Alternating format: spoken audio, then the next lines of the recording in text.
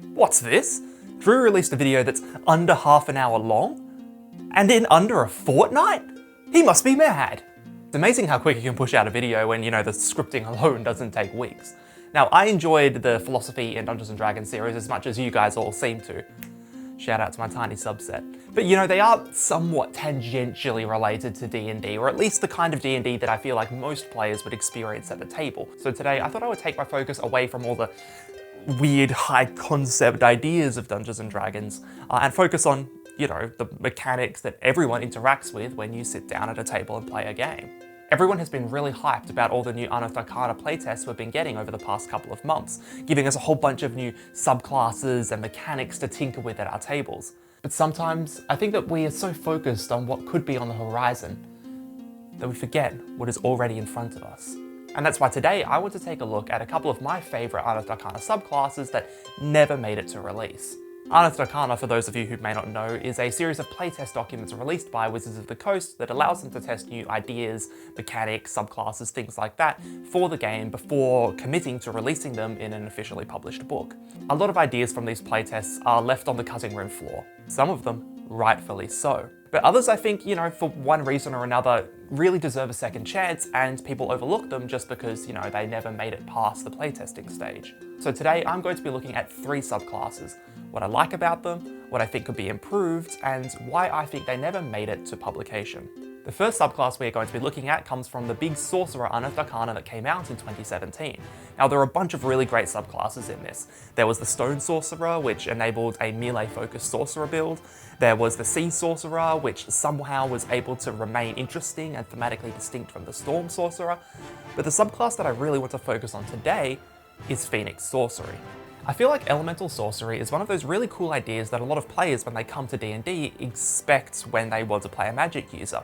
The ideas of the fire sorcerer or the ice sorcerer are just so ubiquitous amongst our common, cultural knowledge that people expect to be able to play those type of classes. But 5e surprisingly doesn't really have a clearly defined way of playing those character types. There are some immediate challenges that arise when you are trying to design an interesting fire-based subclass. Namely, fire is really known for one thing and one thing only.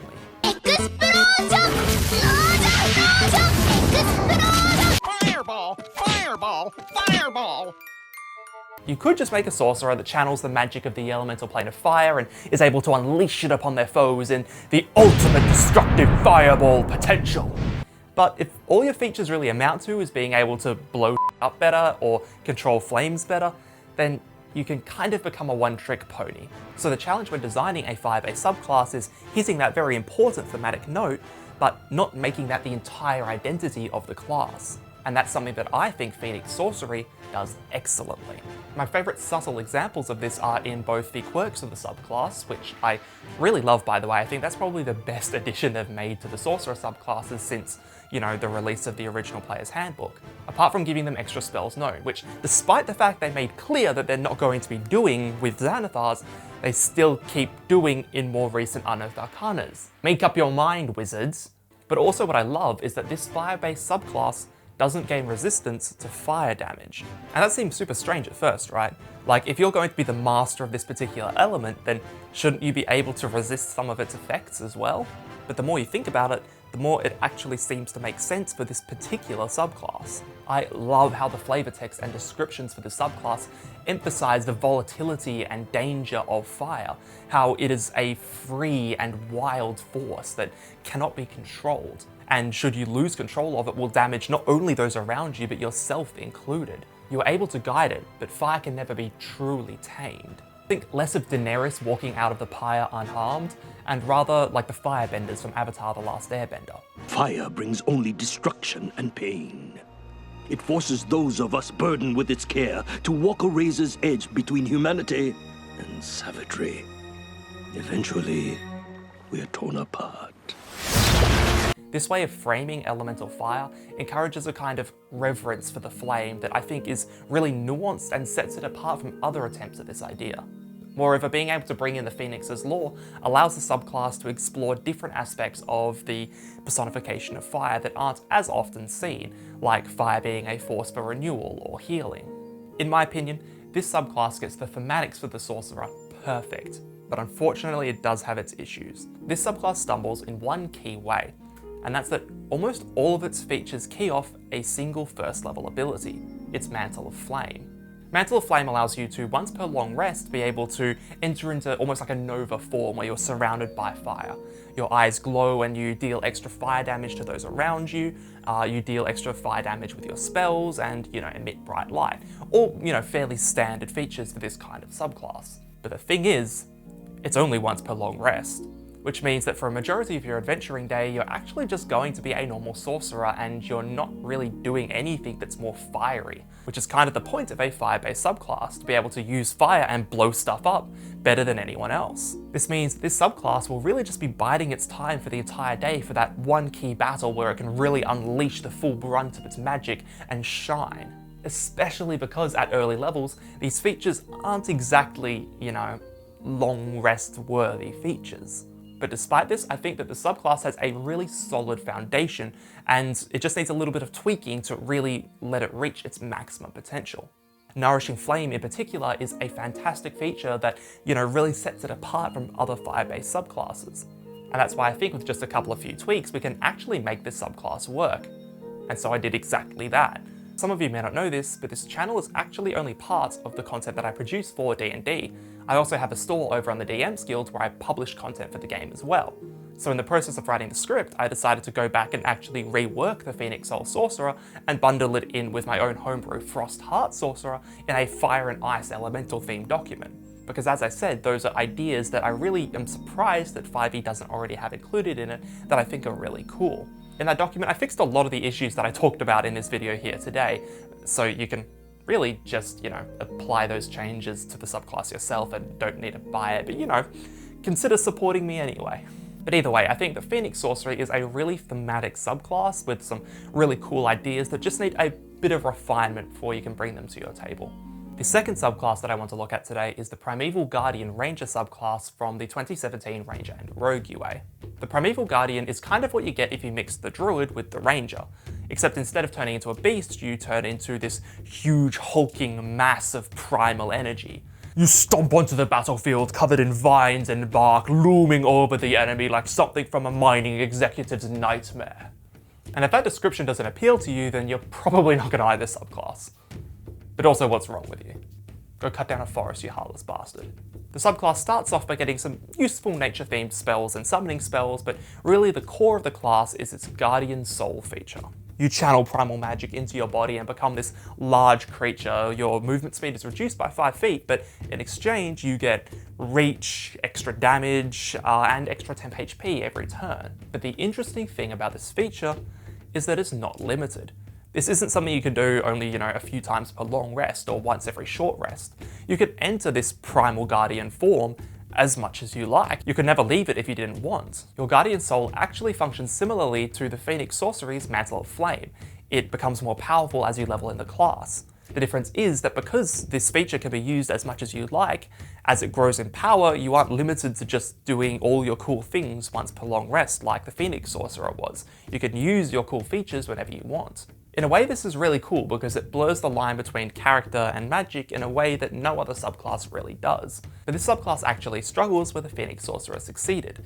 What I don't like about this subclass is actually its thematics. I don't think it describes your transformation and, the kind of points of this subclass well enough, and I think that might have prevented some people from really latching onto the really cool mechanics and ideas here. Like when I play this subclass, I don't want to turn into Groot, and when it describes you as transforming into a bark-like or tree-like person, that's what I think of. But I want to turn into this f***er. I want to turn into some badass primal behemoth, not a weird tree person.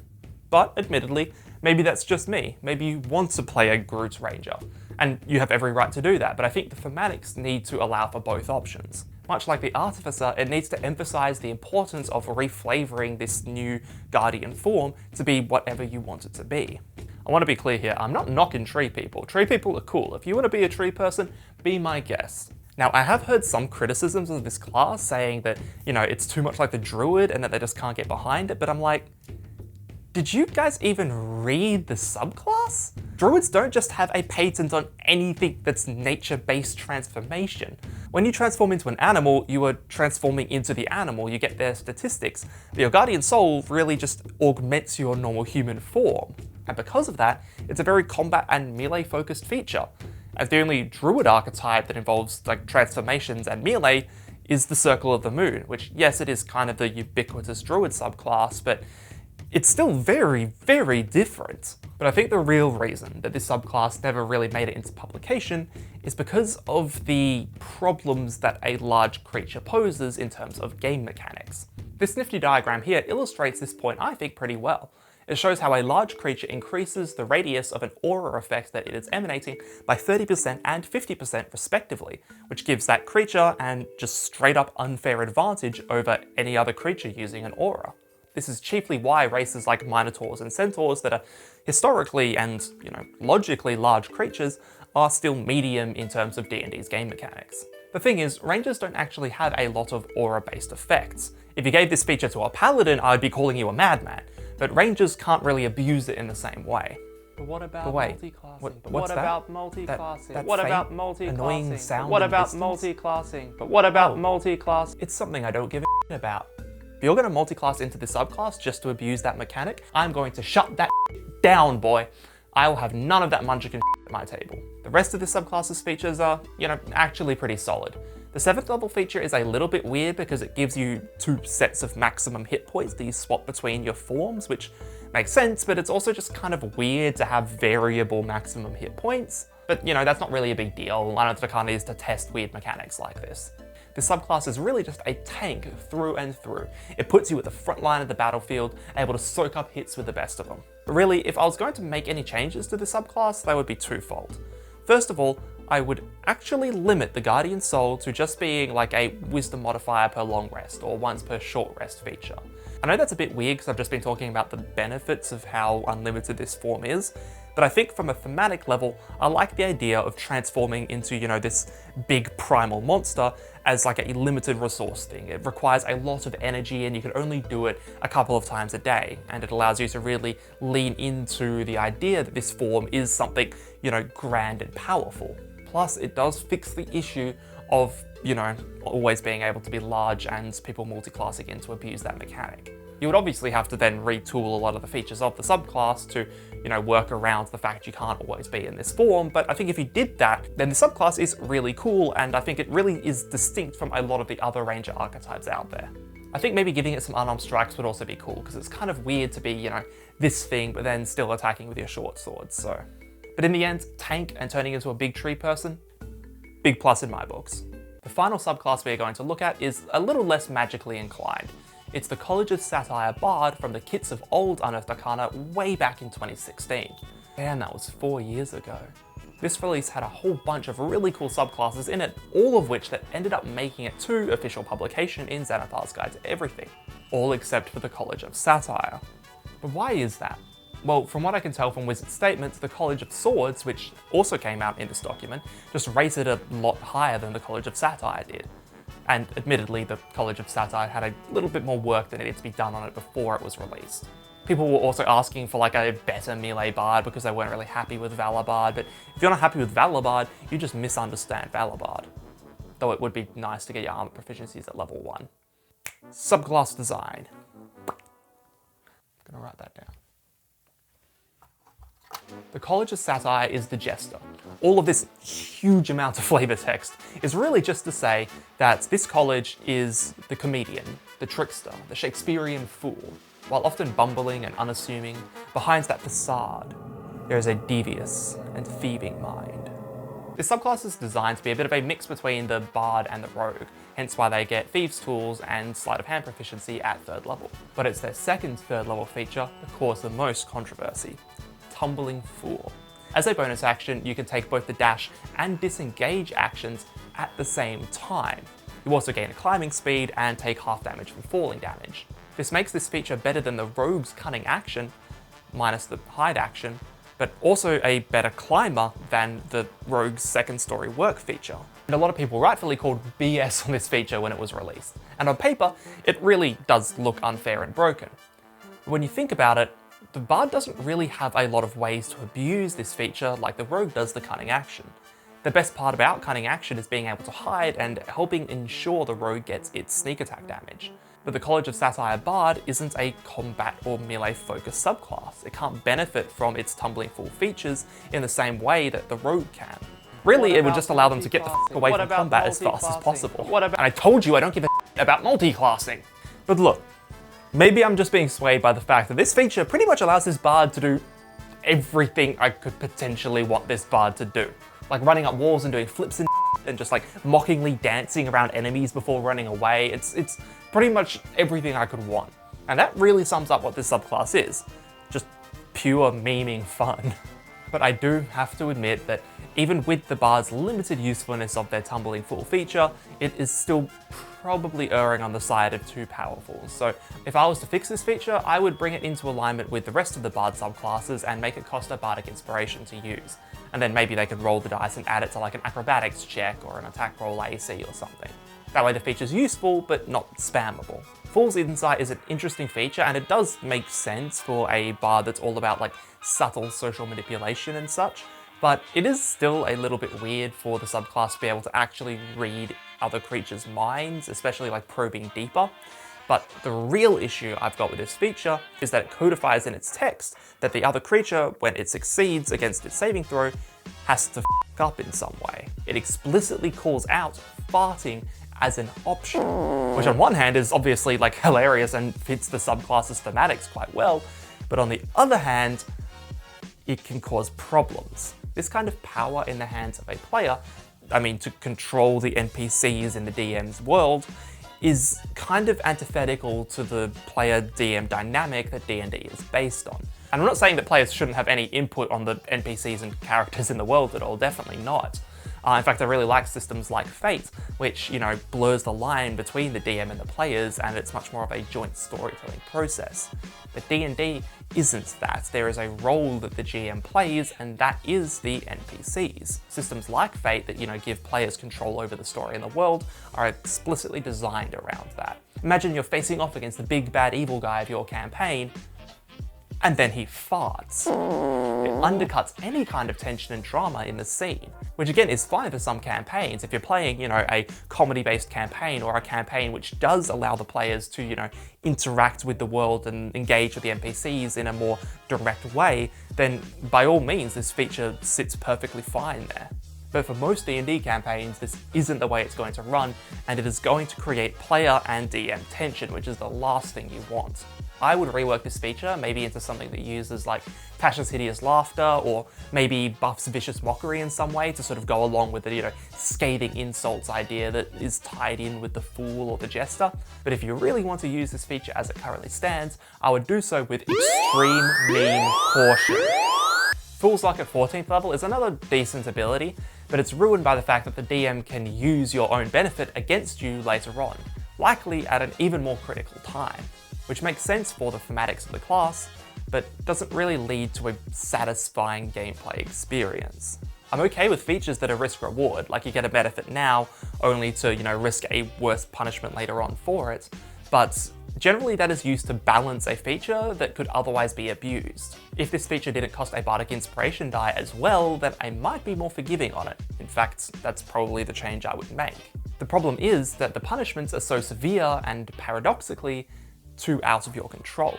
The wild magic sorcerers, magic surges, aren't anywhere near this bad for the most part. They're mostly just harmless, weird, wacky effects. And even by this level, they have some modicum of control over what they roll on the table.